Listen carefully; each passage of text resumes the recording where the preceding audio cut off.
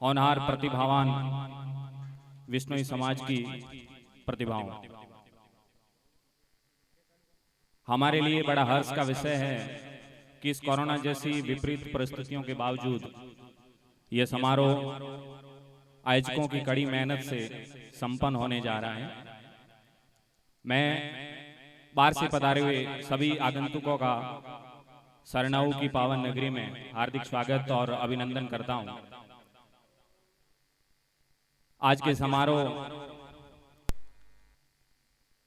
स्वामी जी की सानिध्य में संपन्न होने जा रहा है। सबसे पहले मैं उनको प्रणाम करता हूं, गुरु जम्बेश्वर भगवान को प्रणाम करता हूं और बिना किसी औपचारिकता के आज का मेरा जो विषय है, इस यूथ कॉन्फ्रेंस में यूथ को एनकरेज करने के लिए, उनको मोटिवेट करने के लिए मोटिवेशनल स्पीकर के रूप में मुझे आमंत्रित किया। तो मैं सबसे पहले यही कहना चाहूँगा कि विश्नोई समाज में विशेष रूप से जालोर जिले में प्रतिभाओं की कोई कमी नहीं है। हर भर्ती परीक्षा में यहाँ के अभ्यर्थी है वो न केवल टॉप करते हैं बल्कि बहुत बड़ी संख्या में चयनित होते हैं। अभी हाल ही में व्याख्याता भर्ती परीक्षा में भी बहुत ही ज़्यादा संख्या में यहाँ के यूथ है वो सिलेक्ट हुए हैं। आप सभी नव चयनित होनहार व्याख्याताओं को भी मेरी तरफ से बधाइयाँ, शुभकामनाएं। बोर्ड परीक्षा में भी हमारे 10वीं और 12वीं के जो विद्यार्थी है वो उच्चतम अंक हमेशा लाते रहे हैं और उनको मोटिवेट करने के लिए बहुत सारे लोगों को यहाँ बुलाया गया था, पर ज़्यादा संख्या में नहीं आए हैं। वो आते तो आप बहुत ज़्यादा उत्साहित भी होते और उनको देख करके यादें मोटिवेट हो जाती। आपके सामने मंच पर सिविल जज के रूप में आदित्य जी यहाँ विराजमान है। ये हमारे समाज के यूथ आइकॉन है। ये हमारी तरह एक विद्यार्थी जीवन से इनकी शुरुआत हुई थी और हमारे बीच में से निकल करके ये यहाँ मंच पर आपके सामने विराजमान है। तो आपको भी मन में ये ठानना है कि इनकी तरह मैं भी कुछ कर सकता हूँ, और यदि मन में व्यक्ति कुछ ठान लेता है तो उसके लिए असंभव कुछ भी नहीं है। हम सबके लिए सौभाग्य की बात यह है कि हमने विश्नोई समाज में जन्म लिया है। जाम्बू जी के बताए आदर्शों पर, उनके 29 नियमों पर और विश्नोई समाज द्वारा स्थापित उच्चतम आदर्शों पर चल करके हम सफलता हासिल कर सकते हैं। सफलता का यही मूल मंत्र है कि आप गुरु महाराज के बताए रास्ते पर चलें तो निसंदेह आपको सफलता हासिल होगी। सबसे पहले विद्यार्थियों के लिए मैं कहना चाहूंगा कि आप जिंदगी में सफल होने के लिए एक टारगेट सेट करें, एक लक्ष्य निर्धारित करें। 12वीं जब विद्यार्थी पास कर लेता है तो उसमें यह विवेक जरूर होता है कि उसको क्या करना है, उसको किस फील्ड में फ्यूचर बनाना है। तो एक टारगेट सेट करें। जैसा कि विवेकानंद जी ने कहा है कि आप एक विचार लें, उस विचार को अपना जीवन बना लो, उसके बारे में सोचो, उसके बारे में सपने देखो और बाकी विचारों को किनारे लगा दो, तो निश्चित रूप से आप सफल हो सकते हैं। इसलिए सबसे पहले अपना एक लक्ष्य निर्धारित करें। लक्ष्य निर्धारित करने के बाद आप उस परीक्षा में जो आपने लक्ष्य निर्धारित किया है उसमें सफल होने के लिए आपको किन चीजों की जरूरत है, उसके लिए संसाधन जुटाएं। और तीसरी जो चीज है, संसाधन जुटाने के बाद आप कोई मार्गदर्शन जरूर लें। बिना मार्गदर्शन का व्यक्ति भटक जाता है। इसलिए कोई न कोई अपना गुरु बनाएं कि मैं हाँ इनसे हमेशा मार्गदर्शन लूंगा कि मुझे अब क्या करना है, आगे कैसे बढ़ना है, कौन सी किताबें पढ़नी है। दूसरी जो चीज है वो यह संयमित जीवन शैली। यदि आप अपनी जिंदगी में कोई नशा की प्रवृत्ति नहीं है और जाम्बू जी के नियमों पर चलते हैं, संयमित जीवन शैली है आपकी, तो निसंदेह आप सही ट्रैक पर हैं। संयमित जीवन शैली के अलावा आपका जो फ्रेंड सर्किल है, सच्चे और अच्छे दोस्त बनाइए। कई बार होता है कि व्यक्ति बाहर पढ़ने के लिए जाता है कोई लड़का और वो भौतिकतावाद की चकाचौंध में अपनी राह भटक जाता है। तो ये मंच पर जो विराजमान है अग्रिम पंक्ति के लोग, ये हम सब की जिम्मेदारी है कि आज की युवा पीढ़ी के भटकाव को कैसे रोका जाए। तो हमारे साथ साथ अभिभावकों की भी जिम्मेदारी है कि आप अपने बच्चे का, अपनी बेटी का, अपने बेटे का ध्यान रखें कि वो वास्तव में पढ़ रहे हैं, क्या कर रहे हैं, उनका फीडबैक लेते रहे हमेशा। तीसरी जो चीज है वो है जिद। यदि आप में कुछ कर गुजरने का जज्बा है, जिद है, तो आप किसी भी चीज को हासिल कर सकते हैं। यदि कोई भी रुकावट आए, वो रुकावट आपके रास्ते से हट जाएगी यदि आप जिद्दी हैं। खुल जाएंगे सभी रास्ते, तो रुकावटों से लड़ तो सही, सब होगा हासिल, तो जिद पे अड़ तो सही। यदि आप जिद पे अड़ते हैं तो वाकई आपको सब कुछ हासिल होना ही होना है। और कई बार ये शिकायतें आती है कि मेरी किस्मत में कुछ लिखा नहीं था, ऐसा वैसा कुछ भी नहीं होता।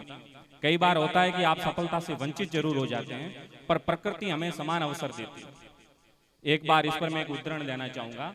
एक गुरुजी थे, वो बच्चों को समझा रहे थे कि प्रकृति सबको समान अवसर देती है, पर उन अवसरों को आप भुनाते कैसे, वो आपके व्यक्तित्व पर निर्भर करता है, आपकी शैली पर निर्भर करता है।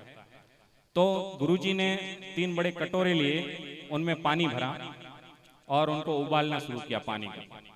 फिर वो 3 चीज लाई, एक आलू, एक अंडा और एक चाय की पत्ती। उन्होंने एक एक कटोरे में एक एक चीज डाल दी। कुछ समय तक उसको उबाला, गर्म किया।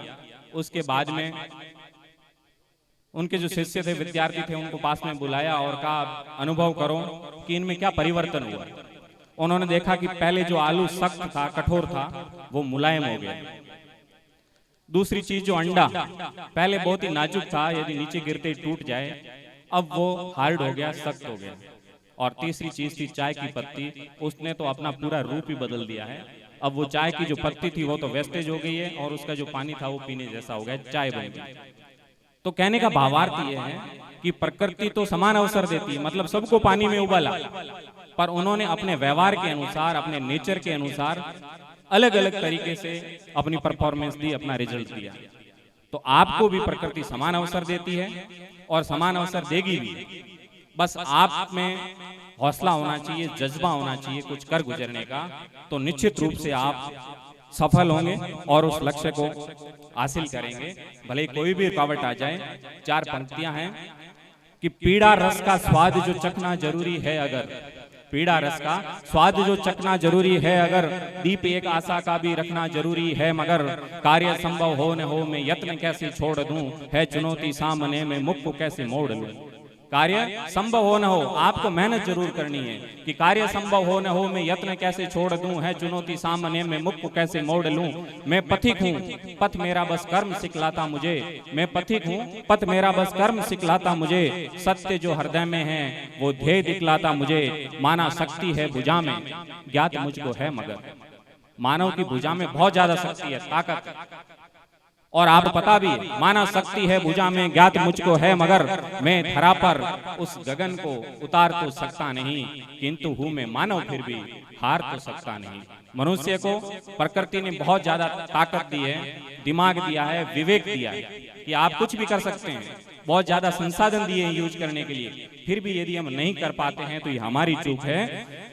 आरंभ करने से ही पहले डर गया जो राह से, फर्क क्या पड़ता है उसके स्वप्न से या चाह से, हो घने जंगल मध्य में या भले ही सो गांव हो, गर्व हो उस मोड़ को भी जिस पे मेरे पांव हो। स्वप्न मेरे हैं, स्वप्न मेरे है तो उठाना भार मुझको ही है, हूँ किनारे पर खड़ा और लक्ष्य उस पार। मैं समुद्र के किनारे पर खड़ा हूँ और लक्ष्य उसके दूसरे किनारे पर है, बीच में समंदर की लहरें हैं। तो है फर्क, गर्व हो उस मोड़ को भी जिस पे मेरे पांव हो, स्वप्न मेरे हैं तो मुझको ही उठाना भार है, हूँ किनारे पर खड़ा और लक्ष्य भी उस पार है। मैं समंदर की लहर को मार तो सकता नहीं, लेकिन हूँ मैं मानव फिर भी हार तो सकता नहीं। इसलिए मनुष्य होकर कभी भी हार नहीं माने, आप वास्तव में सफल होंगे। हार न मानने वाला यदि आप में जज्बा है, आपका व्यक्तित्व ऐसा है कि आप किसी भी चुनौती का डट कर सामना कर सकते हैं, तो निसंदेह आप सफल होंगे। ये विद्यार्थियों के लिए बात थी।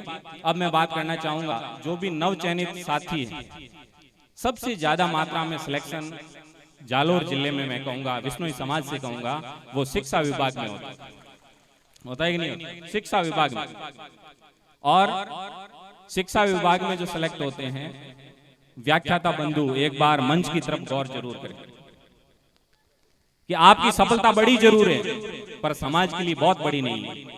समाज और कुछ चाहता है आपसे, आपके लिए IAS RS जैसे पद इंतजार कर रहे हैं, इसलिए आप इस सफलता से संतुष्ट नहीं हो, आगे बढ़ें, तैयारी करके इस मंच को सुशोभित करें।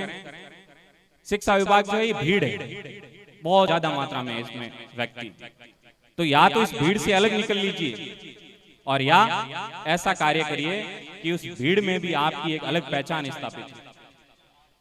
मैं मेरे गुरुजी का नाम लेना चाहूंगा इस मंच से, श्रीमान रावला राम जी, शिक्षाविद है, प्रिंसिपल रह चुके हैं, पर मेरी नजर में उनके जैसा व्यक्ति मैंने आज दिन तक जिंदगी में नहीं देखा।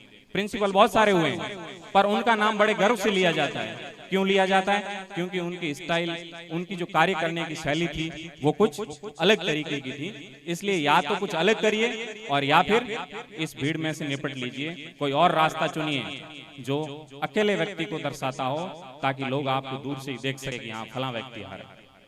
ये व्याख्याताओं के लिए मेरी सीख है कि और आप आगे भी तैयारी करें। और सबसे बड़ी बात लास्ट में मैं मेरा उद्बोधन समाप्त करूंगा, काफी टाइम हो गया है। सबसे जरूरी बात कि आज की जो युवा पीढ़ी है, मैंने पहले भी कहा, उसमें जो भटकाव है, जो नशे की प्रवृत्ति है, उस पर अंकुश लगाने की जिम्मेदारी हमारी है। अभी हाल ही में एक नई प्रकार की संस्कृति पनपी, एक नया कल्चर आया विश्नोई समाज में। मंच को देख करके आप अनुमान लगा सकते हैं कि विश्नोई समाज में 4 प्रकार के लोगों को बहुत ज्यादा महत्व दिया जाता है।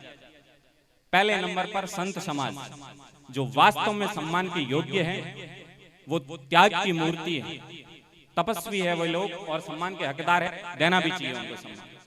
दूसरे नंबर पर आते हैं अफसर, जैसे जज साहब बैठे हैं, बहुत कम उम्र में हैं, पर उनका मान सम्मान देखिए आप, क्योंकि उन्होंने बहुत बड़ी मेहनत की है इस ओहदे तक पहुंचने के लिए, और ये आपके लिए प्रेरणा पुंज है।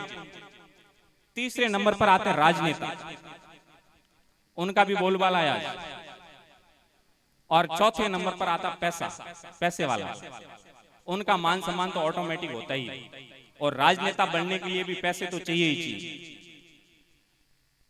तो व्यक्ति क्या करता है, न तो त्याग कर सकता है साधु बनने के लिए, न वो कड़ी मेहनत करता है अफसर बनने के लिए, वो पैसे कमाने की तरकीब खोजता है और पैसे कमाने के लिए शॉर्टकट अपनाता है। शॉर्टकट में किसी गलत राह को वो चूज करता है, गलत रास्ते पर चलेगा तभी तो पैसा कमाएगा।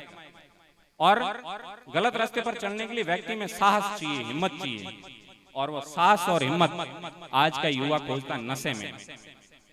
साहस की जड़ वो नशे में ढूंढता है और फिर नशा करके क्या करता है, तस्करी करता है, और 2-4 और लोगों को साथ में जिनको घुमाता उनको भी नशेड़ी बना देता है।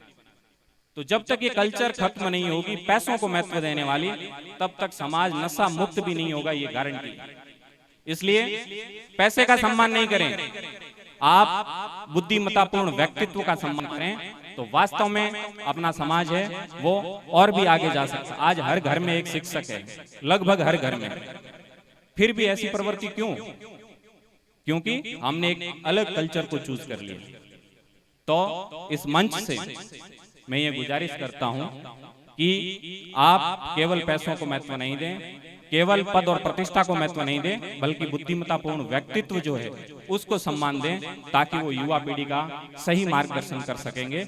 मैं मेरी वाणी को इन्हीं शब्दों के साथ विराम देता हूं। आयोजकों ने मुझे यहाँ बुलाकर जो मान और सम्मान दिया, आप सबका बहुत बहुत धन्यवाद।